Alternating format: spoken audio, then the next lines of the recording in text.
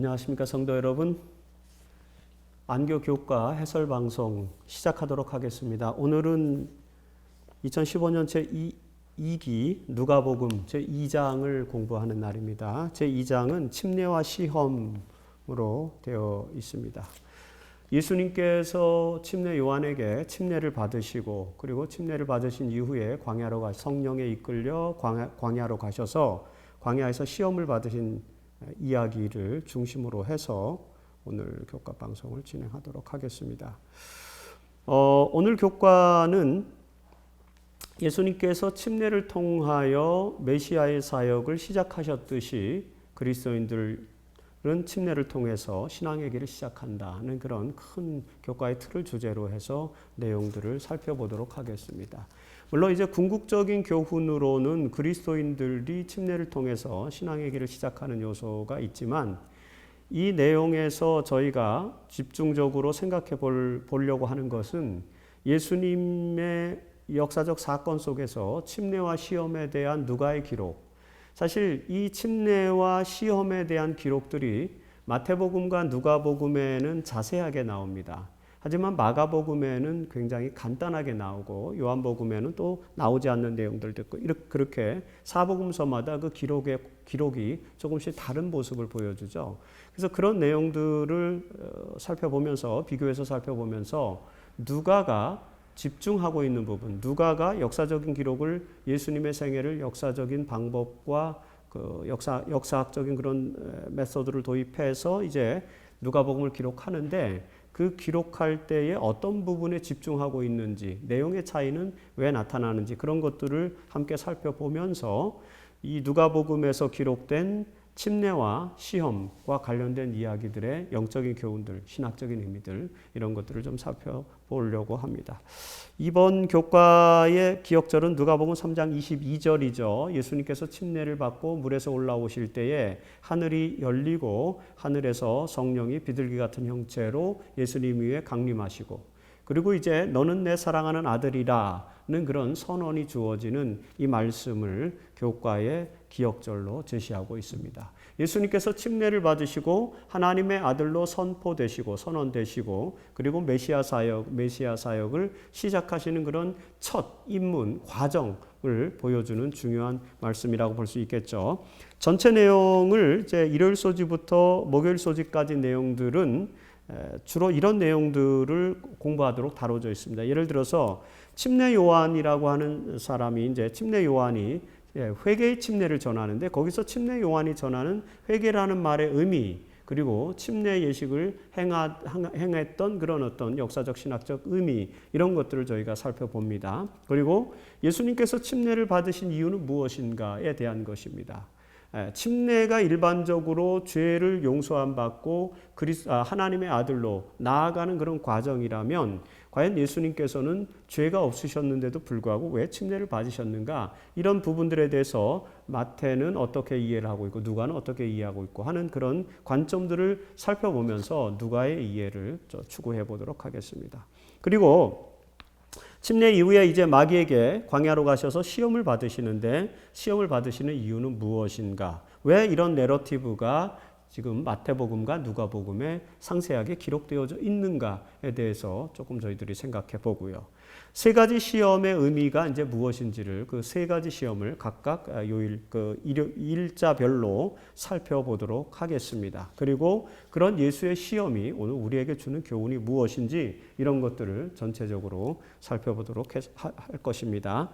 여러분들께서 안교 활동반에서 교과 토의를 하실 때는 이제 교재에 나와 있는 학습 목표 깨닫기 느끼게 행하기를 함께 살펴보시면 되겠고요. 오늘 공부를 하기 위해서 저희가 학습 목표를 크게 정리해 본다면 이렇게 정리할 수 있습니다. 사명을 위해서 그리스도인 사명을 위해서 또는 메시아의 사명을 위해서 준비하신 예수님의 모본 그 모본을 메시아의 사명을 위해 준비하신 예수님의 모본을 따라서 우리는 그리스도인들의 사명을 어떻게 준비해야 될 것인가 그 사명을 준비하자 그런 내용으로 교과의 목표를 설정해 볼 수 있을 것입니다. 자, 일요일 소지는 주의 길을 예비하는 자, 광야에서 외치는 자의 소리인 침례 요한이 등장을 하고 있습니다. 그 침례 요한의 등장과 사명이 무엇인지를 살펴보는 것입니다. 사실 누가가 기록한 침례 요한의 내러티브는 다른 복음서, 예를 들어서 마태복음이라든지 마가복음이라든지 요한복음과는 조금 차이가 있는 그런 내용들을 보여줍니다. 왜냐하면 누가가 기록한 침례 요한의 내러티브 가운데에는 침례 요한이 회개의 침례를 전파할 때에 그들의 변화에 대해서, 예를 들어서 가진 자들은 어떻게, 세리는 어떻게, 군인들은 어떻게 변해야 된다라는 그런 특별한 메시지들이 기록되어져 있습니다. 마태나 마가복음에 기록되지 않는 그런 내용들입니다. 그래서 이 누가는 요한이 베풀었던 그 침례 예식, 그 침례 예식의 의미를 굉장히 중요하게 설명을 해주고 있습니다. 이게 누가복음 3장 3절에 보면은 요한이 요단강 부근 각처에 와서 죄 사함을 받게 하는 회개의 침례를 전파하니 이렇게 기록하고 있지 않습니까? 이 죄 사함을 받게 하는 회개의 침례라고 하는 기록을 중요하게 부각시키는 것이 바로 누가의 특징인 것입니다. 그래서 누가복음을 통해서 우리는 침례 예식이 주는 영적인 의미, 신학적인 의미가 무엇인지를 잘 설명해 주고 있습니다. 그래서 그런 회개의 침례가 가져다주는 변화에 대해서 누가는 가진 자들, 세리들, 군인들에 대한 특별한 메시지들을 기록하고 있는데 여러분들께서 누가복음 3장을 쭉 읽어보시면 그런 내용들이 나타나고 있죠. 이런 독특한 내러티브를 구성하고 있다라고 하는 것이 누가의 특징입니다. 이 누가복음에서 누가가 말하는 회개의 침례라는 것은 무엇이냐? 왜 회개의 침례냐? 사실 누가는 누가가 기록한 이 요한의 이야기, 침례 요한은 보통 일반적으로 에세네파 공동체 이론으로 알려져 있었기 때문에 당시 유대인의 한 분파인 에세네파, 쿰란을 중심으로 해서 경건 운동을 벌이고 그리고 종교 운동을 통해서 특히 이제 하나님의 말씀인 토라를 필사하는 그런 필사 작업들을 많이 했던 그런 독특한 그룹 중에 하나였던 에세네 공동체, 그 에세네 공동체의 일원이었던 침례 요한이 이제 그 에세네 공동체에서 일상적으로 수행하던 그런 회개의 침례를 하나의 중요한 변화의 모티브로 그리고 이제 입교 의식의 어떤 관행으로 보여주고 있습니다. 그래서 요한이 베푼 침례를 누가는 이제 회개의 침례라고 강조를 하는 것이죠. 사실 이스라엘 백성들에게는 이 사건이 있기 이전에 AD 1세기에 전반적으로 이스라엘 나라에 널리 퍼져 있는 관습 중에 하나는 뭐냐면은 이방인들이 유대교로 입교할 때 세례를 통해서 입교시키는 그런 관행이 있었습니다. 그래서 이방인들의 죄인된 삶, 이방인의 삶에서부터 하나님의 백성, 유대교로 개종하는 것이요. 하나님의 백성으로 들어오는 입교 관행은 세례를 통해서 이루어지는데 사실은 유대인들은 나면서부터 아브라함의 자손이기 때문에 그런 입교 세례 관행을 하지 않았습니다. 이스라엘 백성들이 날마다 또 씻는 그런 별도의 예식이 있었지만 입교 세례는 그들이 갖지 않았던 것이죠. 그래서 이런 관습들을 염두에 두고 누가는 이 누가복음에서 뭐를 강조하냐면은 아브라함의 자손들이라 할지라도 이런 회개의 침례의 진정한 경험을 하지 않고서는 하나님의 왕국에 들어갈 수 없다라고 그렇게 이야기합니다. 누가복음 3장 8절에 이 회개의 침례를 통해서 합당한 열매를 맺어야 된다는 말을 강조합니다. 그 말은 무슨 말이냐면 지금까지는 아브라함의 자손들이었던 이스라엘 백성들은 특별한 세례 의식 없이 하나님의 백성으로 입교되는 그런 관행이 없었고 오로지 그것들이 이방인에게만 적용이 됐는데 하나님의 사명을 받은 요한은 이제 갑자기 나타나서 종교 지도자로 나타나서 이스라엘 백성들이 합당한 열매를 맺지 못하기 때문에 죄사함을 받게 하는 회개의 침례를 받으라고 선포하는 것입니다. 그래서 이미 아브라함의 자손들이고 하나님의 백성이라고 여겨졌던 선민의식을 갖고 있었던 이스라엘 백성들도 자신들의 삶을 되돌아볼 때에 하나님의 자녀로서 살지 못하는 그들의 모습, 부끄러운 모습을 보면서 종교적으로 상당히 위축되어 있고 좀 나름대로 종교적인 그런 신념이 많이 상실되어져 있었던 그런 사회였습니다. 특히 로마의 지배를 받으면서 민족적 자부심도 상당히 이제 땅에 꺼진 상태고, 이런 상황에서 메시아의 도래와 메시아의 나라의 참여함을 통해서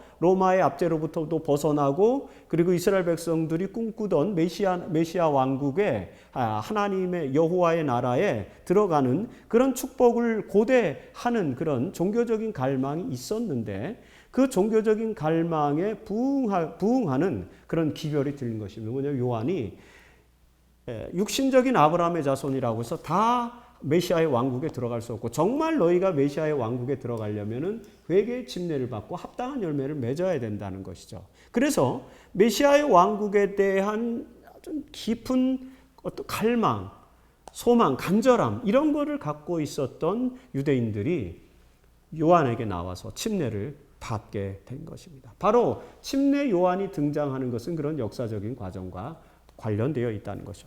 그래서 침례 요한의 기별은 한마디로 종말적 심판을 선언하면서 동시에 메시아의 왕국이 도래할 것인데, 그 메시아의 왕국에 합당한 사람이 되기 위해서는 죄사함을 받게 하는 회개 침례를 받아야 된다라는 것을 선언하는 것이죠. 종교적으로 굉장히 파워풀하고 울림이 있는 그런 메시지였습니다. 불안하고, 그리고 메시아의 왕국에 대한 절대적 갈망감을 가지고 있었던 유대인들의 삶에, 유대인들의 종교적인 심성에 어필하는 그런 메시지였죠. 이런 메시아 왕국의 도래를 선포하는 기별을 가지고 있었기 때문에 침례 요한의 사명은 도래할 메시아의 길을 예비하는 것이다. 그래서 이제 마태나 누가에서 계속해서 등장하는 것처럼 자기 자신은 물로 이렇게 침례를 주어서, 물로 침례를 줌으로 말미암아 그 하나님 메시아 왕국의 도래, 메시아 왕국에 들어갈 수 있는 사람들을 준비하는 것이지만, 사실 이제 곧 메시아가 올 것인데, 그 오시는 메시아는 불침례, 성령을 우리에게 주실 것, 너희들에게 주실 것이다라는 그런 기별을 설명을 해줍니다. 여기 입교 세례라고 했는데 이게 이제 침례인데 오타로 생각해 주시면 되겠습니다. 침례 요한의 사명은 바로 그런 것이다 라고 하는 것입니다.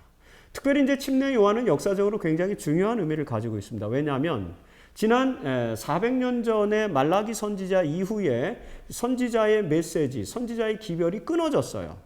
그래서 신구약 중간기 동안에 많은 이제 외경서, 후기 유대 묵시문학서들이 등장을 했지만, 그 후기 유대 묵시문학서들은 진정한 의미에서 선지자적 기별, 선지자적 목소리를 내지 못했습니다.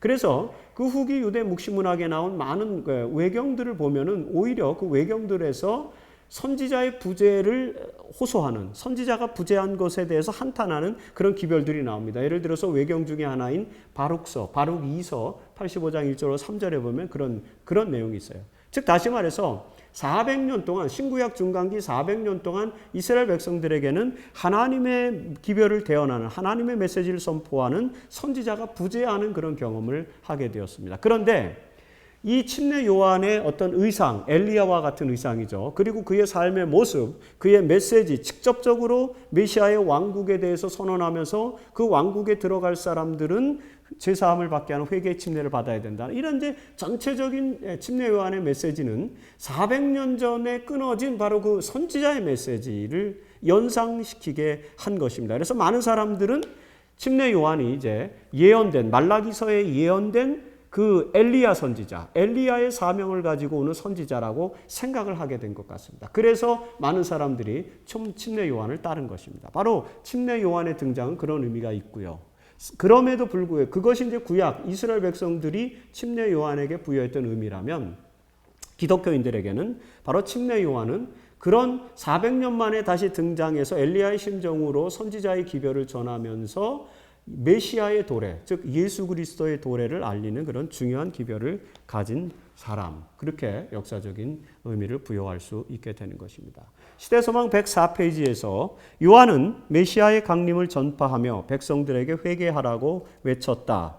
죄에서 정결함을 받는 상징으로서 그는 요단강 물에서 그들에게 침례를 베풀었다. 화이프는 여기서 죄에서 정결함을 받는 하나의 상징으로서 침례 예식을 설명하고 있는 것을 주목할 필요가 있습니다.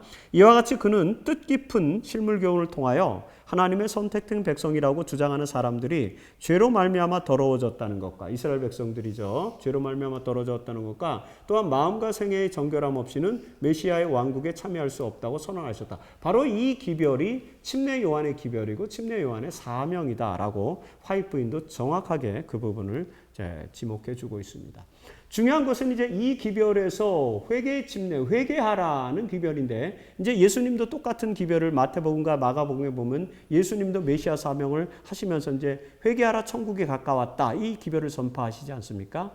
거기서 말하는 회개, 이 메타노에오라는 말은 무슨 말인가? 회개하라는 이 회개라는 말은 굉장히 중요한 의미를 담고 있습니다. 그 메타노에오는 완전히 돌이키는 것을 말합니다. 가던 길을 돌이켜서 다른 방향으로 가는 것.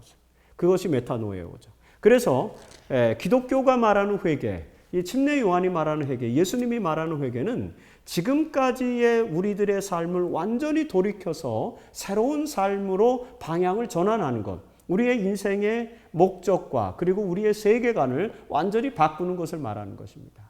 이 회개의, 진정한 회개의 경험이 우리들의 삶에 있어야 되는데 그렇지 못한 것입니다. 그래서 혹시 교과 토의를 하실 때에 이 부분을 다루면서 과연 회개하라는 침례 요한의 기별의 참 의미가 오늘 우리 그리스도인들의 삶 속에서 실현되고 있는가? 그리고 우리 교회에서 침례의 의미가 그런 회개하라는 말씀과 연관시켜서 그것이 실현되고 있는지, 이런 부분들에 대해서 함께 토의를 해주시면 좋을 것 같습니다. 네, 월요일 소지에서는 이제 예수님께서 침례 요한에게 나와서 침례를 받으시는 장면이 나오는데, 도대체 예수님이 침례를 받으신 이유가 무엇일까가 사실은 신학적 논의의 핵심입니다. 누가는 예수님이 침례 요한에게 나와서 침례를 받는 것에 대해서 특별한 이유를 달지 않습니다. 이유를 설명하지 않아요. 왜 그런지는 모르겠습니다. 누가는 가급적이면은 이 누가복음을 어떤 그 역사적 방법에서 기록하고 싶었던 것 같아요. 그래서 마태는 침례 받으신 이유에 대해서 신학적인 설명을 하게 됩니다. 왜냐하면 마태는 유대인들을 상대로 해서 복음을 기록했기 때문에 예수님이 침례를 받았다, 이게 유대인들에게는 잘 접근이 안 됩니다. 왜냐하면 유대인들은 이방인들이 유대교로 입교할 때만 침례 예식을 거행했지 자기들은 침례를 받지 않았거든요. 그런 과정 속에서 예수님께서 침례를 받으시는 것에 대해서 그들은 의혹을 가질 수 있어요. 하지만 누가는 이방인들을 대상으로 지금 복음서를 기록하고 있기 때문에 이방인들은 누구나 다 그리스도인이 되기 위해서 다 침례를 받았거든요. 그러니까 모든 사람들이 침례를 굉장히 중요한 변화의 상징으로 받아들이기 때문에 우리가 왜 침례를 받아야 하지? 라고 하는 것에 대해서 생각할 수 있어요. 그때 예수님의 제자들이나 그리스도인 지도자들이 가르쳤던 것은 뭐냐면은 예수님의 모본을 따라라고 하는 것이죠. 그렇기 때문에 예수님이 침례를 받는 것은 아무런 신학적 논쟁이 되지 않는 것입니다, 이방인들에게는. 그래서 이유를 설명하지 않았어요. 하지만 마태는 유대인들을 향해서 쓰고 있기 때문에 굳이 이유를 설명해야 됐던 것입니다. 그래서 마태복음 3장 15절에 보면은 예수님께서 침례를 받으러 나오니까 이제 요한이 거부를 하죠. 예수님 당신은 침례를 받지 않으셔도 됩니다. 왜 저에게 침례를 받으시려고 합니까? 라고 하니까 예수님이 이렇게 함으로써 모든 의를 이루는 것이다 라고 이렇게 설명을 하게 되는 것이죠. 다시 말해서 예수님은 죄사함을 받게 하는 회개 침례는 필요 없으셨어요. 그럼에도 불구하고 예수님이 침례를 받으신 이유는 뭐냐면 침례를 통해서 메시아적 사명을 공개적으로 선언하시고, 그러면서 하나님의 나라, 즉 메시아 왕국의 도래를 선포하시면서 메시아 왕국에 들어올 사람들이 전부 침례를 받고 들어와야 되기 때문에 그 과정 속에서 이제 모본을 보여주시고, 그리고 모든 의가 예수 그리스도의 메시아 사역으로 완성될 것이기 때문에 그 메시아 사역의 시작은 바로 침례부터 시작되는 거죠. 따라서 침례를 받는 것이 모든 의를 이루는 것이다라고 그렇게 마태는 설명을 하게 된 것입니다. 거기서부터 메시아 사역이 시작되기 때문에 그런 것입니다. 그래서 이런 이유 때문에 예수님께서는 침례를 받으셨다라고 저희는 신학적으로 그렇게 마태복음에 의거해서 정리를 하게 된다. 누가는 그 이유를 굳이 설명하지 않은 이유는 이방인들은 그 이유를 설명하지 않아도 오히려 예수님이 침례 받으신 것 자체가 이방인들에게는 신앙적으로 상당한 도움이 되었기 때문에 거기에 대해서 물음이 없었어요. 그래서 누가는 굳이 그 기록까지 남기진 않았다. 이렇게 해석을 해볼 수 있습니다. 일반적으로 그렇게 신학자들이 해석을 하게 됩니다. 자, 예수님께서 침례를 받으실 때 세 가지 사건이 나타났어요. 여기 교재도 있는 것처럼. 우선 하늘이 열렸습니다.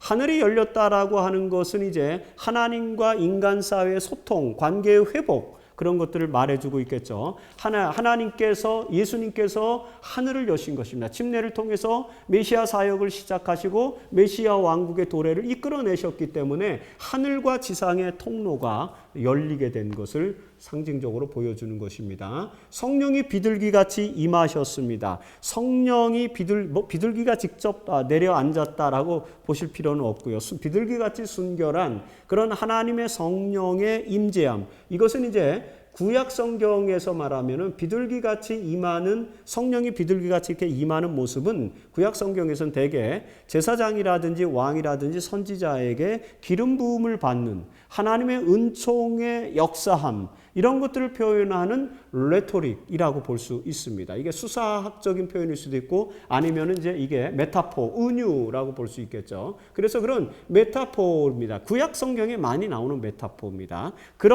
그래서 이제 그런 것들을 토대로 해서 예수님이 하늘로부터 메시아로 기름 부음을 받고 계시다. 그리스도라는 말, 메시아라는 말 자체가 기름 부음을 받은 자라는 말 아닙니까? 그것을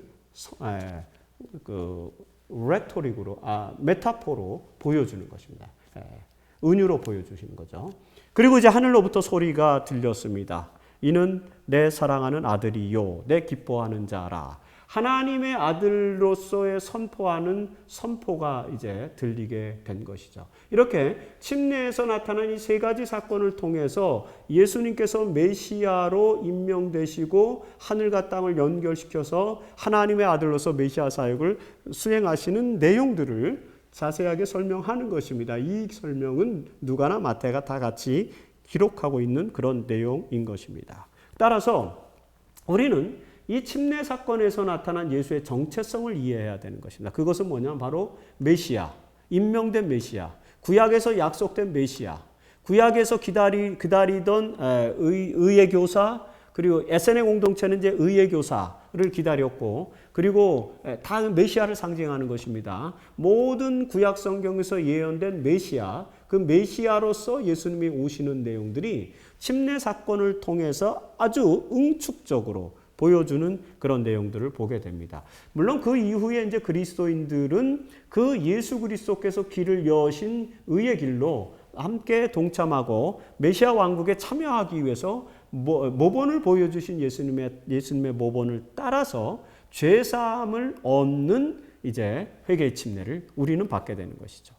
그리고 그 침례뿐만 아니라 나아가서 그 침례를 받게 되면 그것이 이제 성령 침례로까지 연결되는 것입니다. 왜냐하면은 그 성령 침례는 바로 메시아의 도래, 예수 그리스도께서 오셔서 우리에게 약속해 주시는 약속을 통해서 이제 이제 확증되고 우리에게 주어지는 것이기 때문에 바로 성령의 침례로까지 연결이 된다. 라는 것을 생각해 볼 수 있습니다. 시대의 소망 113페이지에서 죄를 통하여 이 지구는 하늘과 분리되고 하늘과의 교통이 끊어졌다. 그렇죠. 하지만 하늘이 열리면서 이제 열리는 것입니다. 그러나 예수께서 이것을 다시 영광의 세계와 연결시키셨다. 바로 하늘이 열리는 내용을 화이트인 설명하고 있는 것이죠. 예수에게 말씀하신 그 음성, 내 사랑하는 아들이요 내 기뻐하는 자라는 음성은 또한 모든 믿는 자에게 하시는 말씀이다라고 또 화이트는 그렇게 설명하고 있습니다. 이 월요일 소지에서 우리는 이제 교과 토의 시간에 예수님은 오직 우리에게 모본을 보이시기 위해서만 침례를 받으셨는가 이 부분에 대해서 논의하시면서 모든 의를 이룬다는 마태복음의 기록에 특별한 의미를 생각해 볼 필요가 있다고 봅니다. 자, 화요일, 수요일, 목요일은 이제 예수님께서 시험 받으신 내용들을 첫 번째 시험, 두 번째 시험, 세 번째 시험을 설명해 주는 그런 내용들로 구성되어 있습니다.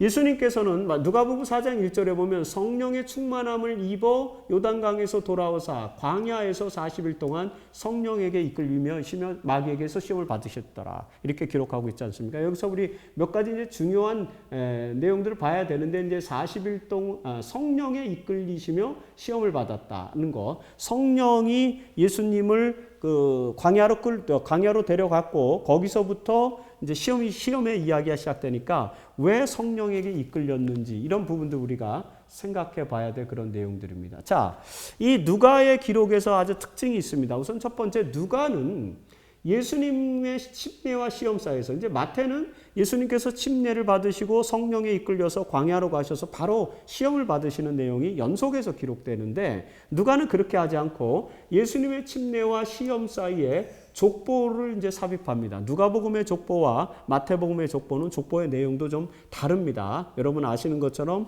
신학자들이 마태복음의 족보는 이제 마리아의 족보를 따르고 그 다음에 누가복음의 족보는 요셉의 족보를 따랐다. 이렇게 이제 해석하면서 그 족보의 차이를 설명을 하게 되는데, 어쨌든 그런 것보다 더 중요한 것은 뭐냐면 마태는 예수님을 아브라함의 조상으로 소개합니다. 그러니까 그 족보의 끝이 아브라함이에요. 왜요? 마태는 마태복음을 유대인들을 위해서 기록했기 때문에 유대인들의 조상 아브라함에게 시온하, 그리고 하나님께서 아브라함에게 약속해 주신 그 자손, 약속의 자손에 대한 역사로 연결시키기 때문에 아브라함까지만 기록하는 것입니다. 하지만 누가는 그렇게 하지 않아요. 왜요? 누가는 이방인들에게 복음을 주시는 거기 때문에 유대인이나 이방인이나 다 하나님의 자녀다라고 하는 그런 사상에서부터 복음서를 기록하기 때문에 족보를 아브라함까지 끊을 수가 없어요. 그래서 더 소급해 들어가는 것입니다. 토라에 나오는, 즉 창세기에 기록된 그런 족보를 족보를 다시 이제 재구성해 가지고 누가는 예수님의 족보를 이제 아담과 하나님까지 이렇게 연결합니다. 그 이유가 있어요. 왜냐하면 첫 시간에도 지난주에도 설명드린 것처럼 이 누가는 처음부터 계속해서 예수님을 메시아 자체를 넘어서서 하나님의 아들로 지금 계속해서 설명을 하고 있습니다. 그리고 침례를 통해서 이는 내 사랑하는 아들이요라고 하는 선언을 받으시면서 예수님이 왜 메시아이냐면은 예수님은 하나님의 아들이시기 때문에 하나님의 아들로 오셔서 메시아 왕국을 이제 이루실 분이다라는 사실을 강조해야 됐거든요. 그래서 하나님의 아들임을 입증하기 위해서 누가복음에는 족보가 마태복음과는 달리 그 이상은 하나님이다. 누가복음 3장 38절이죠. 그 이상은 아담이요, 그 이상은 하나님이라 라는 말씀까지로 확대하는 것입니다. 그래서 침례를 통해서 메시아로서 임명받으신 바로 이 예수는 하나님의 아들이다라는 것을 이방인들에게 설명해야 되기 때문에 누가는 예수님의 침례와 시험 사이에 일단 족보를 넣은 것입니다. 이해가시죠?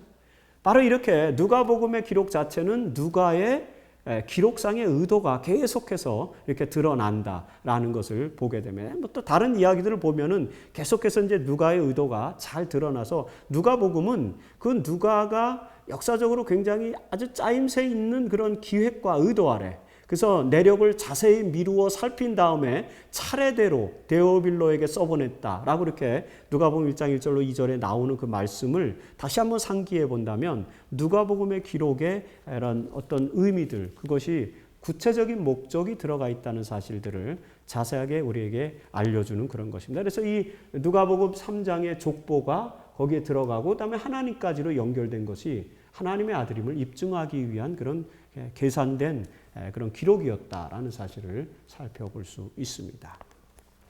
자, 이렇게 해서 이제 족보 이야기가 나오고 그 다음에 이제 시험 이야기에 나오는데, 예수께서 성령의 충만함을 입어 요단강에서 돌아오사 광야에서 40일 동안 성령에게 이끌리시며 마귀에게 시험을 받으시더라, 이렇게 기록하고 있지 않습니까? 예수님의 사역 초기에 이제 침례와 시험, 이것이 하나의 내러티브로 묶여져서 나옵니다. 마태도 그렇고 마가복음도 그렇고 누가도 그런데, 이런 이유는 뭐냐면은 사실 유대 문학서에서 보면은 어떤 사역의 시작과 그 다음에 그 사역의 시작에 반드시 시험을 거치는 이야기, 이런 것들은 이제 보편적 내러티브로 등장을 합니다. 예를 들어서 이제 그 외경서 중에 하나인 집회서 2장 1절에도 보면은 사명의 시작과 시험의 이야기가 연결돼서 나와요. 물론 예수님에 대한 이야기는 아니지만 그런 모든 사명을, 거룩한 하나님의 사명을 시작하는 사람들은 그 시작에 앞서서 반드시 뭐가 있냐면 시험 이야기가 나오는데, 왜냐하면 그 시험을 통과해서 그 시험에서 승리를 함으로써 그 사명을 완수할 수 있는 자격과 조건을 갖춘 자다라는 그런 이미지를 제공해 주는 것이죠. 뭐 이런 것들은 하나의 문학적 내러티브입니다. 문학적인 구조죠. 그러니까 마태복음이든지 마가복음, 누가복음 이런 책들이 복음서이면서 그 당대에 많은 사람들이 익숙하게 알고 있는 그런 문학적 기조, 문학적인 내러티브들을 이용해서 글을 쓰고 있다는 것입니다. 글은 인간의 언어로 기록되는 것이기 때문에 항상 그 시대의 문화와 패턴을 반영하게 되어 있습니다. 오늘 제가 글을 쓰는 것은 21세기의 어떤 학문적인 패턴과 문학적인 패턴을 반영하죠. 고대 사회에서는 고대 사회 스타일대로 반영되는 것입니다. 그래서 아무리 다른 이야기일지라도 수메르 문화의 설화, 길가메시 서사시라든지 그 다음에 에누마 엘리시 같은 게 이 모세가 기록한 창세기 기록과 노아홍수의 기록과 어떤 면에서는 그 문학적으로 이렇게 비슷한 유형의 내용들이 등장하는 이유는 바로 그 시대적 컨텍스트를 담고 있기 때문이다. 그런 것이. 그래서 누가복음에도 시작과 시험의 이야기, 그래서 침례와 시험의 이야기가 같이 묶여 있다라고 이렇게 볼 수 있습니다. 그런 내용들이 나오는 것입니다. 시험 내러티브, 시험과 관련된, 예수님이 시험 받으시는 그 시험과 관련된 이야기 구조가 복음서 간에 약간의 차이가 있습니다. 마가는요, 내용을 거의 기록하지 않고 그냥 시험을 받았다라고만 딱 한 절로 끝냅니다. 마태나 누가는 세 가지 시험을 다 자세하게 기록을 해요. 그런데 마태와 누가는 차이가 있습니다. 왜냐하면 마태와 누가는 둘째 시험과 셋째 시험의 순서를 바꿨어요. 예를 들어서 마태복음에는 두 번째 시험이 예수님께서 예루살렘 성전 꼭대기에 올라가서 뛰어내리라는 시험을 둘째 시험에 놓고 높은 산 꼭대기에 올라가서 절하라는 그런 세 시험을 세 번째 이야기에 배치를 합니다. 하지만 누가는 그렇게 하지 않고 산 위에 올라가서 경배하라는 이야기를 두 번째 배치하고, 그리고 예루살렘 성전 꼭대기에서 이제 뛰어내리라라는 시험을 세 번째 배치합니다. 다시 말해서 사실 어떤 면에서는 이제 경배에 대한 쟁점, 내게 절하라, 그러면 세상 모든 것을 너에게 주겠다라는 그런 경배에 대한 쟁점, 굉장히 중요한 시험이기 때문에 이게 마지막에 들어갈 것 같아요. 그리고 마태는 그렇게 기록했습니다. 그래서 우리는 복음서를 읽을 때도 마태복음을 가장 먼저 읽기 때문에 우리의 머릿속에는 항상 마태복음에 기록된 시험의 순서가 잘 남아있어요. 하지만 누가복음에서는 그 순서를 바꿔놨다. 왜 그러냐면 누가는 예루살렘과 성전에 특별한 관심이 있습니다. 그래서 누가복음을 읽어보면 계속해서 예수님이 갈릴리에서부터 예루살렘으로 향하여 올라가시는 이야기로 기록되어 있습니다. 계속해서 예루살렘으로 향해서 나아가면서 어떤 사건이 일어나는지를 기록하는 게 누가의 특징이에요. 왜냐하면 누가는 이방인들에게 복음서 이야기를 하나의 구속사적 섭리 속에서 아주 간결하고 집중적으로 설명해 주기를 원했던 것입니다. 그래서 예수님이 단계적으로 서서히 예루살렘으로 가서 마지막 구속사역을 이루시는 이야기를 단계적으로 기록하면서 예루살렘, 그 다음에 성전, 이걸 굉장히 중요한 모티프로 여기고 있기 때문에 두 번째 시험, 예루살렘 성전 꼭대기에서 받은 시험을 세 번째 시험으로 배치하고 있다. 그런 차이가 있다는 것도 여러분들께서 성경을 읽으면서 살펴보시면 좋겠다는 것입니다. 시험의 종교적 의미는 이제 그리스도와 사단 간의 영적인 대쟁투를 이제 보여주는 건데, 이런 이제 영적인 대쟁투, 구속론의 의미들을 또 여기서 설명을 해줍니다. 사실 시간이 많지 않아서 이 이야기들을 다 자세하게 설명해 드리면 좋겠는데, 계속해서 논의하시고 또 공부하시면서 차근차근 그런 내용들도 공부를 하시면 좋겠습니다. 어쨌든 이 이야기는 우리가 요한계시록 12장에서 사단과 그리스도 간의 그리스도 간의 대쟁투 그런 역사의 한 장면으로 우리가 또 이해할 수 있는 그런 부분들이 있는 것입니다. 첫 번째 시험이 화일 소지에는 첫 번째 시험까지 설명하는데 첫 번째 시험은 돌이 떡이 되게 하라. 돌을 떡이 되게 하라는 그런 시험 아닙니까? 이 시험은 우리가 다 잘 압니다. 예수님께서는 40일 동안 금식하셨기 때문에 배가 몹시 고프셨고요. 예수님은 하나님의 아들이고 능력 있는 메시아였기 때문에 충분히 돌을 떡덩이로 만들 수 있습니다. 설사 본인이 능력을 행사하지 않는다 할지라도 하나님께 기도하면은 하나님이 그 기적을 베풀어 주실 수도 있었을 거예요.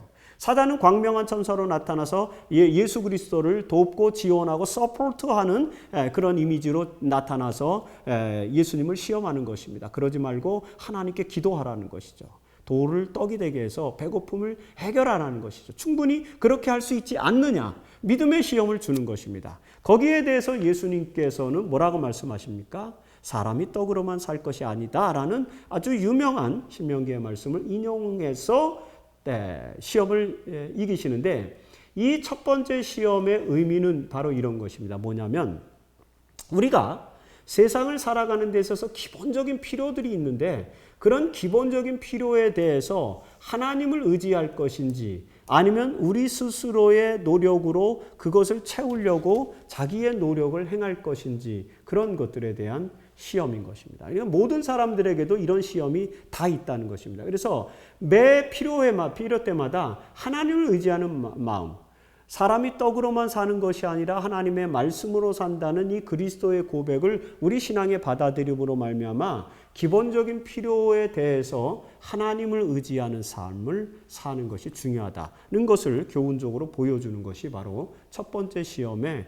의미이다라고 하는 것입니다. 우리가 이런 면에서 다 예수님처럼 시험을 받고 있다는 것입니다. 기본적인 필요까지도 하나님께 의지할 수 있는 믿음, 그것을 예수님은 우리에게 보여주신 것입니다. 얼마나 절박합니까? 40일 금식했고 거의 굶어 기아로 이제 죽을 지경인데 이럴 때는 믿음이고 뭐고 물불을 가리지 않는 그런 성정을 보여줄 수 있잖아요. 하지만 그 상황 속에서도 예수님은 하나님을 의지하는 아주 기본적인 필요까지도 자기의 기본적인 욕망까지도 하나님을 의지함으로써 해결하려고 하는 예수님의 모습을 우리에게 보여주고 있다는 것입니다. 시간이 많지 않아서 다 다루지 못한 것 중에 예수께서 성령에 이끌려 광야로 나가셔서 시험을 받으셨다는 그런 표현들의 의미를 한번 토의 시간에 함께 반원들과 나눠보시면 어떨까 그런 제안을 좀 드려봅니다. 자, 수요일에는 둘째 시험인데 말씀드린 것처럼 누가는 둘째 시험과 셋째 시험의 순서를 바꾸어 놓았습니다. 그 이유는 뭐냐면 누가는 예루살렘과 성전 중심의 기록을 보여주기 때문에 예루살렘 성전 꼭대기에서 일어난 시험을 세 번째에다 배치해 보려고 하는 그런 의도가 있었다라고 그렇게 설명을 드렸습니다. 제 설명이 이게 100% 맞다 이렇게 제가 말씀드리는 것은 아니고 이제 대부분의 신학자들이 이런 내용들을 왜 이런 차이가 나타났을까를 연구할 때 그렇게 해석해주고 있다라는 것을 말씀드리는 것입니다. 자, 두 번째 시험은 뭐냐면은 높은 산 꼭대기로 예수님을 이 사탄이 데리고 가서 마귀가 데리고 가서 만일 내게 절한다면 다 주겠다는 거죠. 예수님이 이 땅에 오신 목적이 뭡니까? 세상의 주권을 다시 회복하기 위한 것입니다. 사실 이 내러티브에는 아주 기묘한 그런 이야기들이 들어있어요. 뭐냐면은 이 세상은 다 마귀의 것이라는 거죠. 지금 이 세상의 소유권을 누가 갖고 있냐면 사탄이 갖고 있다는 것입니다. 근데 그 사탄이 마귀가 예수님을 높은 산 꼭대기에 데려가서 천하만국을 보여주면서 자, 이 세상 내가 갖고 있는 이 세상을 너에게 줄 테니까 나에게 절하라. 나에게 절만 하면 내가 이거 다 주겠다. 이야기 자체가, 이 내러티브 자체가 뭘 상징하냐면은 세상의 주권을 사단이 가지고 있다라는 것이. 여기서 이제 기독교 신학에서 소위 승리 모티프, 예수님 구속사에 있어서 예수님이 사단과의 싸움에서 승리함으로써 세상의 주권을 회복했고 그래서 세상을 구원했다라고 하는 그런 구속론에 있어서의 승리 모티프가 여기 들어 있습니다. 근데 구속론이 그것만이 다는 아닙니다. 하지만 초기 교부들이라든지 심지어는 마르틴 루터에 이르기까지 이런 소위 승리 모티프, 무슨 19세기, 20세기의 구스타프 아울렌 같은 그런 신학자들도 전부 이런 승리 모티프에 의해서 구속론을 소개합니다. 다시 말해서 구원이란 세상을 구속하는 것이란 뭐냐? 이 세상을 지배하던 사단으로부터 지배권을 예수님께서 가져오면 그것이 이제 그리스도인들에게 승리를 가져다 준다는 것이죠. 사실 이런 구도는 조로아스터교의 선의 신 아흐라마스다와 악의 신 앙그라마인유의 싸움을 통해서 세상 역사가 선과 악의 투쟁으로 전개돼 가고 있고 결국엔 아흐라마스다, 선의 신인 아흐라마스다가 앙그라마인유를 제패하고 싸움에서 승리함으로써 모든 세상이 구원을 얻는다라고 하는 그런 조로아스터의 가르침에서도 그런 내용들이 등장하는. 이게 굉장히 종교적으로 역사가 깊은 이야기죠. 승리 모티프의 이야기가 바로 이 두 번째 누가가 기록한 두 번째 시험에서 우리에게 주도적으로 나타나게 됩니다. 하지만 이 내용을 기록한 것이 그런 구속사적인 의미만을 위해서 구속사의 한 의미를 설명하기 위해서만 주어진 것이 아니라 굉장히 중요한 영적인 의미를 우리에게 가져다 줍니다. 이 싸움에서 사탄이 싸움을 거는 것은 뭐냐면 어차피 예수님이 세상의 주권을 회복하기 위해서 왔으니까 나에게 절하라. 그럼 내가 다 주겠다. 이런 아주 편하게 세상의 주도권을 얻을 수 있는 눈 한번 찔끔 감고 사단에게 절 한번 하면 세상의 주도권을, 지배권을 갖게 되니까 구속사업이 끝날 수 있다라는 그런 어떤 전제, 가정이 들어가 있는 그런 것 아닙니까? 하지만 예수님께서는 주 너희 하나님께 경배하고 그를 섬기라고 하였으니까 그러니까 하나님께만 경배한다. 하나님께 지금 이 자리에서 당장 사단에게 절함으로써 세상의 주도권을 지배권을 가져오는 것 원치 않는다라는 답을 주시는 것입니다. 다시 말해서 이 둘째 시험의 영적 의미는 뭐냐면은 이 세상의 지배권을 예수님께서 가져오는 구속을 완성시키는 방법은 십자가라고 하는 것이죠. 궁극적인 십자가 희생만이 세상의 지배권을 합법적으로 가지고 오고 구속을 완성시키는 방법이라는 것입니다. 그 구속의 방법을 편법으로 하지 않겠다라고 하는 그런 예수님의 모습을 우리가 봄으로써 영적인 의미를 찾게 되는 것입니다. 즉 이런 의미입니다. 십자가 희생 없는 문제 해결은 진정한 해결이 아니다. 십자가의 희생이 없는 구속은 진정한 구속의 완성이 아니다라는 것입니다. 그래서 일순간에 사단에게 절을 해서 약속대로 사단이 지구의 지배권을 다 준다 할지라도 그것은 진정한 해결점이 될 수 없다는 것이죠. 그 이유는 너무나도 분명합니다. 이런 거는 있을 수 없어요. 사단이 실제로 그 지배권을 완전히 하나님께 내줄 수도 없습니다. 자기 자신이 사단의 어떤 계략과 사단의 유혹과 사단의 실패가 존재하는 한 그것은 불가능한 것이죠. 그래서 구속사의 완성은 십자가의 희생으로만 가능하다는 것을 보여주는 것입니다. 우리의 삶에 있어서는 마찬가지예요. 많은 시험들이 십자가 희생 없는 문제 해결을 원하기 때문에 또 나타나는 그런 시험들이 많이 있습니다. 그래서 우리는 십자가의 희생만이 진정한 문제 해결의 방법이다라는 사실을 이 시험을 통해서 또 영적으로 교훈을 얻을 수가 있을 것 같습니다. 또한 이 시험에서는 이제 경배의 문제를 우리에게 보여주면서 경배의 문제에서 예수님께서 주신 교훈을 우리에게 설명해 주는데 누가복음 4장 8절에서 주 너희 하나님께만 경배하라. 마지막 대쟁투의 쟁점도 결국에는 경배의 문제 아닙니까? 그래서 우리가 진정한 안식일을 통해서 참된 하나님께 경배하는 것, 그것이 굉장히 중요하고 우리들의 모든 시험으로부터 벗어나는 길이다라는 것을 생각해 볼 수 있습니다. 자, 이 내용에서 우리가 교과 토의에서 이제 반원들하고 함께 나눌 주제 제가 질문을 제안을 드린다면 이것입니다. 사탄이 지상의 권세를 가지고 있다는 말의 의미는 도대체 무엇인가? 이런 것입니다. 그래서 이 내용과 관련된 그런 이야기들입니다. 목요일 소지는 이제 승리자 그리스도라는 제목으로 세 번째 시험에 대한 내용이 나타나고 있지 않습니까? 예수님을 예루살렘 성전 꼭대기로 끌고 올라가서 뛰어내리라. 그러면은 성경에 이제는 사탄이 세 번째 시험에서는 뭘 활용하냐면 성경 말씀을 이제 인용하죠. 근데 성경 말씀을 인용해서 그러면은 천사들이 네가 내 발이 땅에 닿기 전에 너를 보호해 줄 것이다. 그러니까 한번 하나님을 시험해 봐라. 이렇게 이제 시험하죠. 그래서 예수님은 주 너의 하나님을 시험하지 말라라고 답변하셨습니다. 자, 세 번째 시험에서 사탄이 제시한 시험은 구체적으로 뭡니까?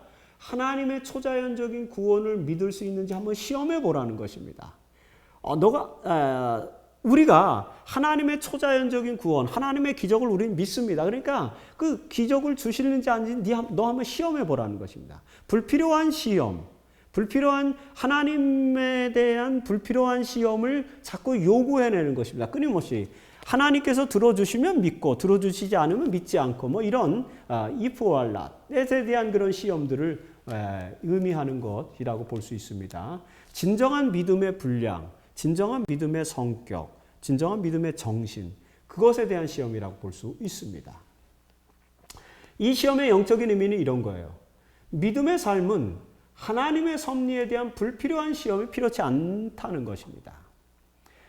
즉 다시 말해서 예루살렘 성전 꼭대기에서 뛰어내려서 하나님이 정말 나를 보호해 주시나 보호해 주시지 않느냐 시험하는 것, 그런 것들은 불필요하다는 것입니다. 그런 것들을 토대로 해서 믿음의 삶을 사는 것은 잘못된 삶이다라는 것을 설명해 주기 위한 그런 시험인 것이죠. 다시 설명드리면 믿음의 삶은 하나님의 섭리에 대한 불필요한 시험을 필요치 않는다라는 것이 이 시험의 영적인 의미다라고 정리해 볼 수 있습니다. 그리고 이 시험의 내러티브에서 우리가 또 기억해야 될 것은 뭐냐면 시험을 하기 위해서 사탄이 성경을 인용하고 있다는 것입니다, 지금. 그런데 그 말씀을 이제 신명기에 있는 말씀을 비교해서 보시면은 성경의 의미를 왜곡해서 인용하고 있다는 것을 알게 됩니다. 그래서 성경의 의미를 왜곡해서 인용하는 것은 잘못된 것이다라는 사실도 또한 우리가 이 시험에서 배울 수 있는 하나의 교훈이 된다라고 볼 수 있습니다. 하나님의 초자연적인 구원, 우리는 그것을 하나님의 섭리로 받아들이고 믿는, 단순하게 믿는 믿음이 중요하고, 모든 믿음에 대한 시험을, 하나님을 시험하는 것은 잘못된 신앙이다라는 사실을 이 내용을 통해서 설명을 해주고 있습니다. 시험과 시련이 닥쳐올 때 하나님께 나아가 기도로 그분과 더불어 씨름하라. 그분은 우리를 무력하게 버려두지 않으시고 그것들을 극복하고 깨뜨릴 수 있는 능력과 은혜를 주실 것이다. 시험과 시련이 닥쳐올 때 그분께 기도할 수 있는 믿음을 갖는 것, 그리고 모든 일상의 삶 속에서 구태여 모든 것들을 다 하나님을 시험하면서 하나님이 들어주시는지 들어주시지 않는지를 판가름해서 그것을 가지고 우리의 믿음의 삶을 살려고 하는 방법은 본질적으로 잘못된 것이다. 우리는 하나님에 대한 전적인 신뢰가 필요하고, 하나님은 또 그렇게 우리에게 모든 능력과 은혜를 주신다라는 사실을 믿는 것이 굉장히 중요하다. 바로 이것을 예수님께서는 세 번째 시험을 통해서 우리에게 보여주시고 있다라고 이렇게 정리할 수 있습니다. 자, 질문. 예수께서 시험의 유혹을 물리치신 능력은 어디에서 온 것인가에 대해서도 한번 논의를 해 주시면 어떨까라고 제안을 드려봅니다.